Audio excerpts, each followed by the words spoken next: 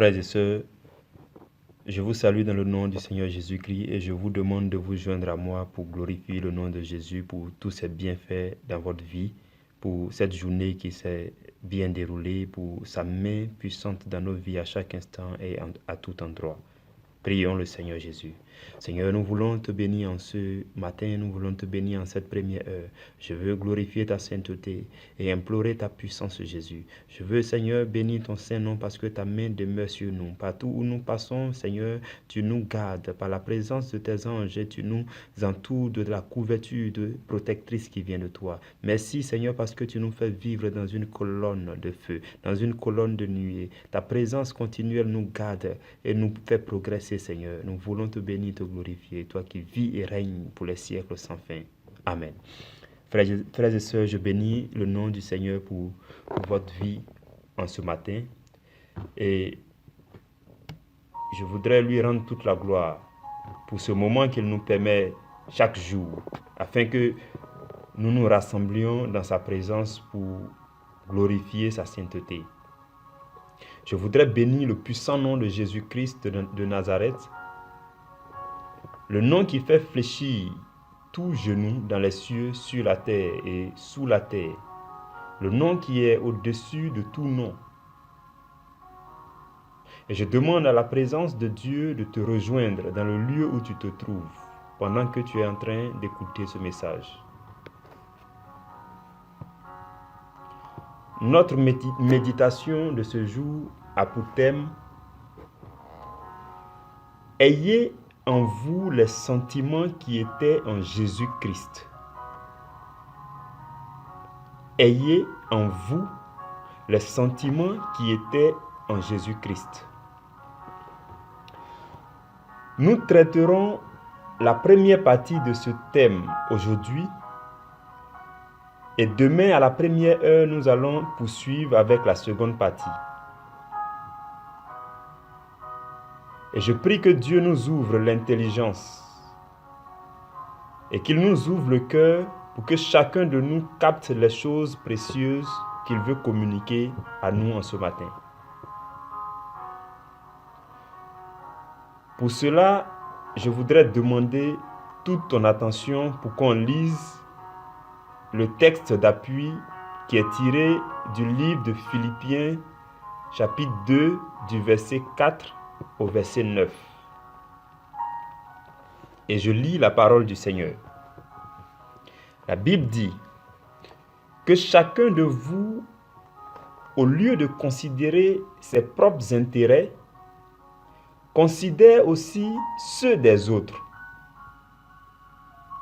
Ayez en vous les sentiments qui étaient en Jésus-Christ, lequel, existant en forme de Dieu, n'a point regardé comme une proie à arracher d'être égal avec Dieu, mais s'est dépouillé lui-même en prenant une forme de serviteur, en devenant semblable aux hommes, et ayant paru comme un simple homme, il s'est dépouillé lui-même, se rendant obéissant jusqu'à la mort, même jusqu'à la mort de la croix. Et le verset 9 dit, « C'est pourquoi aussi Dieu l'a souverainement élevé et lui a donné le nom qui est au-dessus de tout nom, afin qu'au nom de Jésus, tout genou fléchisse dans les cieux, sur la terre et sous la terre, et que toute langue confesse que Jésus-Christ est Seigneur à la gloire de Dieu le Père. » Parole du Seigneur. Nous rendons grâce à Dieu. Aujourd'hui, nous méditerons les versets 4, 5, 6 et 7. Et demain, nous traiterons la suite. Hier, nous avons parlé de l'importance de pratiquer le juste jugement par l'exercice de notre discernement afin de choisir la volonté de Dieu comme solution préférée dans toutes les circonstances de notre vie. Maintenant, je veux nous parler des astuces que la Bible nous propose dans le texte que nous venons de lire. Ce passage nous incite à adopter et à avoir les sentiments qui étaient en notre glorieux Seigneur Jésus. Et ce texte nous parle d'une chose fondamentale que le Seigneur Jésus a espéré avant même d'être engagé dans sa mission de Messie sur la terre. Dans Apocalypse chapitre 5, verset 3, la Bible dit que personne dans le ciel, ni sur la terre, ni sous la terre, ne pouvait ouvrir le livre, ni le regarder. Il y avait dans le ciel une position d'honneur, un nom au-dessus de tout nom et qui devait être donné à quelqu'un qui aurait préalablement accompli une lourde mission. Et jusque-là, personne n'était trouvé digne d'accomplir cette mission.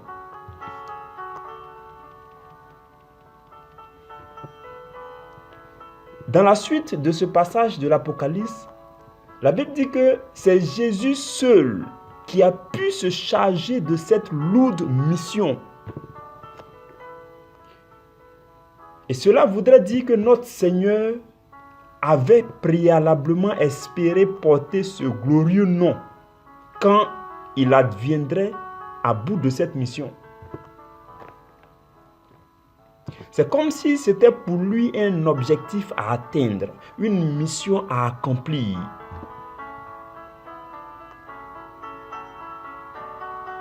Voyons voir quels sont les moyens qu'il s'est donné pour y parvenir.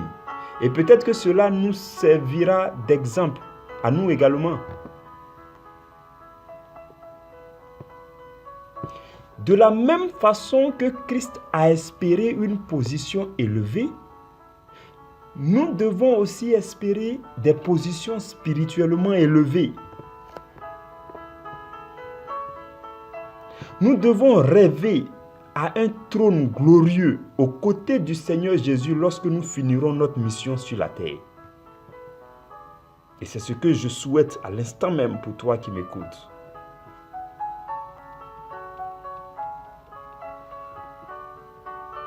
Lisons ce que la Bible dit dans Matthieu chapitre 20, verset 26. Jésus dit que quiconque veut être grand parmi vous, qu'il soit votre serviteur. Matthieu 20, verset 26. Et nous lisons encore dans Luc chapitre 22, verset 26. C'est Jésus qui parle toujours. Il dit que le plus grand parmi vous soit comme le plus petit et celui qui gouverne comme celui qui sert. Luc chapitre 22, verset 26. Deuxième passage.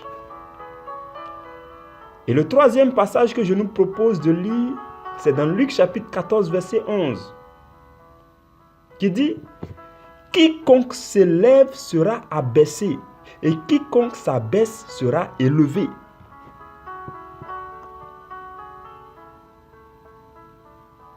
Nous allons faire une analyse de ces trois textes.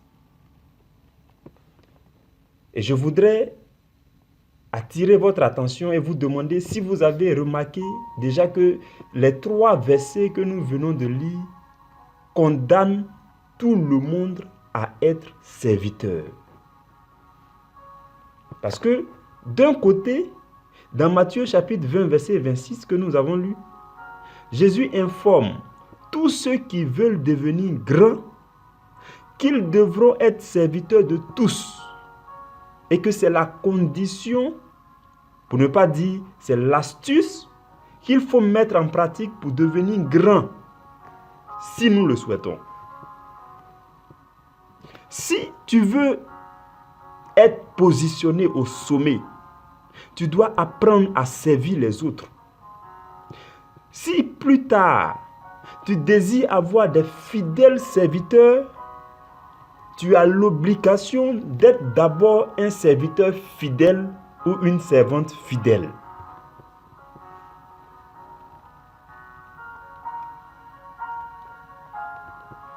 Toujours dans les 3 textes que nous avons lus, nous voyons aussi que d'un autre côté, dans Luc chapitre 22, verset 26, le Seigneur Jésus s'adresse à ceux qui sont déjà grands et à ceux qui gouvernent, en leur disant qu'ils doivent être comme les plus petits et comme celui qui sert.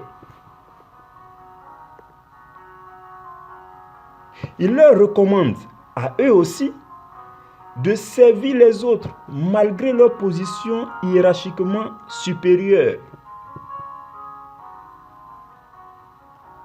Laissez-moi vous dire, un bon dirigeant, un bon responsable, c'est celui-là même qui a appris à être un serviteur et qui a été accompli en tant que serviteur d'abord.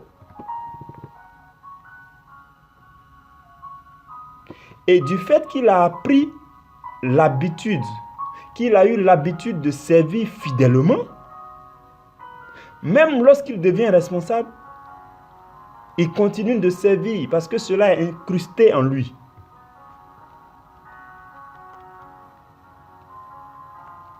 Et pour tout cela, Jésus va nous faire une mise en garde dans le 3e texte que nous avons lu dans Luc chapitre 14, verset 11, pour dire que celui qui cherchera à s'élever, celui-là sera abaissé.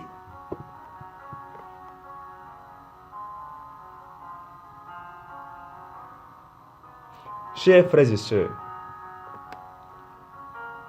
lorsque nous retournons un peu à notre texte d'appui, nous voyons qu'avant même de nous recommander d'imiter les mêmes sentiments qui étaient en Christ, le verset 4 nous exhorte à ne pas considérer seulement nos intérêts propres, mais à considérer aussi les intérêts des autres.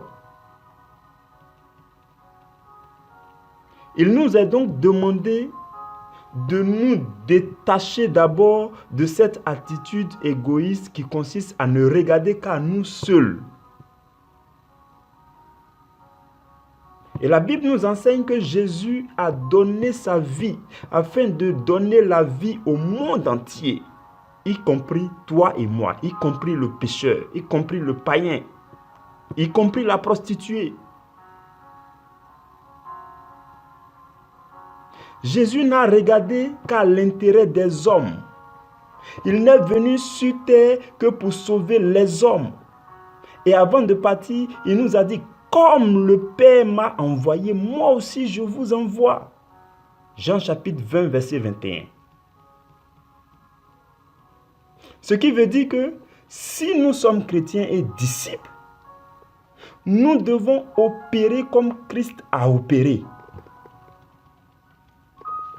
Et au verset 7 de notre texte d'appui, la Bible dit que Jésus s'est dépouillé et a pris la condition d'un serviteur et qu'il ne s'est pas regardé comme Dieu, lui qui était fils de Dieu et qui venait du Père. Notre texte de ce soir est vraiment un des meilleurs textes bibliques qui traduit à quel niveau Jésus s'est humilié lui-même jusqu'à la mort.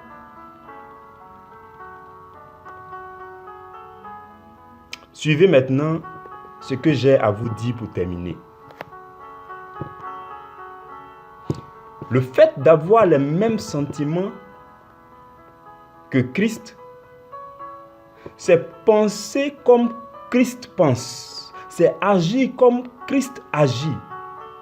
Et pour penser et agir comme Christ, nous devons nous familiariser avec l'Évangile.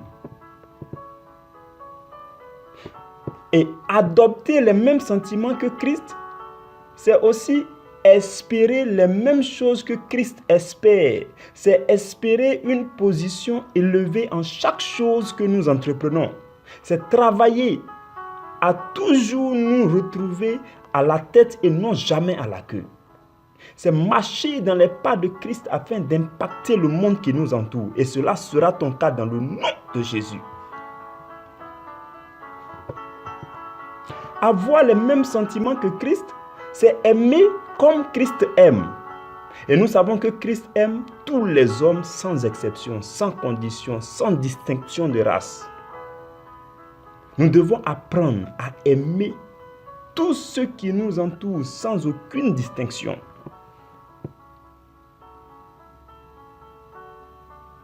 Et je voudrais profiter de cette occasion pour vous laisser une définition plus simple du mot amour que le Seigneur m'a communiqué durant un de mes meilleurs moments de méditation.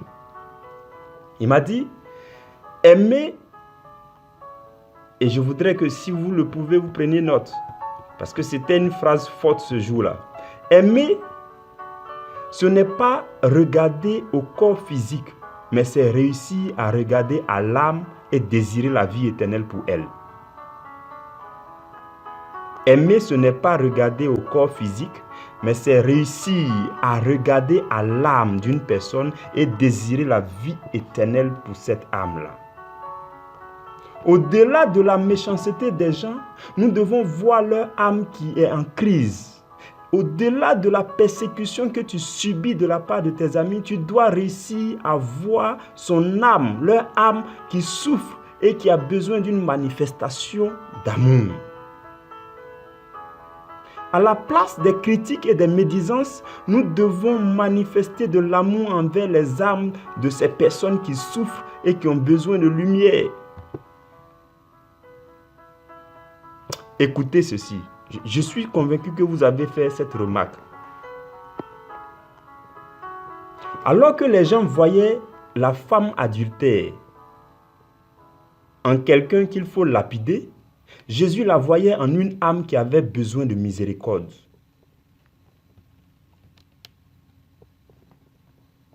Lorsque Jésus se laissait battre et crucifier à Golgotha, tout en priant pour que Dieu ne retienne pas les péchés de ses bourreaux, c'est sûr que Jésus prenait pitié de leurs âmes et qu'il ne considérait pas les choses dans le domaine physique, mais il regardait plutôt dans le spirituel et il pouvait voir leurs âmes en train de souffrir. Nous devons voir à travers une personne. Nous devons contempler son âme afin de la secourir s'il le faut. Parce que aimer, ce n'est pas regarder au corps physique, mais c'est réussir à regarder l'âme et désirer la vie éternelle pour elle. Chers frères et sœurs, nous devons avoir les mêmes sentiments qui étaient en Christ. Et Christ est le modèle parfait de tous les temps. Que Dieu vous bénisse. Seigneur, je prie maintenant que ta main glorieuse, ta main puissante couvre chacun de tes enfants, là où chacun se trouve écoutant ce message divin que toi-même as voulu véhiculer en ce matin. Je prie, Seigneur, que ton secours nous soit accordé, ta miséricorde nous soit accordée, ta paix nous soit accordée. Roi des rois, je te prie, afin que, Seigneur, de façon toute particulière, à l'instant même où ton fils, ta fille est en train d'écouter ce message, que ton Esprit Saint opère quelque chose, Seigneur, dans sa vie, dans son corps, dans son âme, et que chacune de ces cellules commence à obéir à la parole qu'il vient d'entendre, Seigneur. Que dans son corps, dans son esprit, dans son âme, Seigneur, chaque chose, chaque entité commence à obéir, Seigneur, à ta parole, parce que c'est toi qui l'as créé. Tu l'as créé, tu as créé même ces plus petites cellules, ces plus petits atomes et molécules dans son corps, c'est toi qui les as créés. Et je prie maintenant, parce que ta parole est allée jusqu'à son cœur, je prie que, Seigneur, depuis ce cœur qui est le centre, l'organe central, Seigneur, tout le cœur, tout le corps tout entier soit atteint de cette parole, et que, Seigneur, toutes choses obéissent, Seigneur, à cette parole, parce que tu as dit, porte et levez vos linteaux, afin qu'entre le roi de gloire. Et qui est donc ce roi de gloire? L'Éternel fort et puissant. Seigneur, la Bible dit que lorsque Dieu passe, tout fait silence. Et ta parole est en train de passer. C'est pourquoi je commande, Seigneur, afin que, Seigneur, ton serviteur, ta servante qui entend, que toute chose fasse silence en elle. Et que, Seigneur, elle se soumette et s'incline à la puissance de ta parole. roi des rois. Je prie maintenant que ton message puissant que tu viens de véhiculer soumette toutes choses, en tout endroit où l'on entendra, au nom de Jésus. Amen.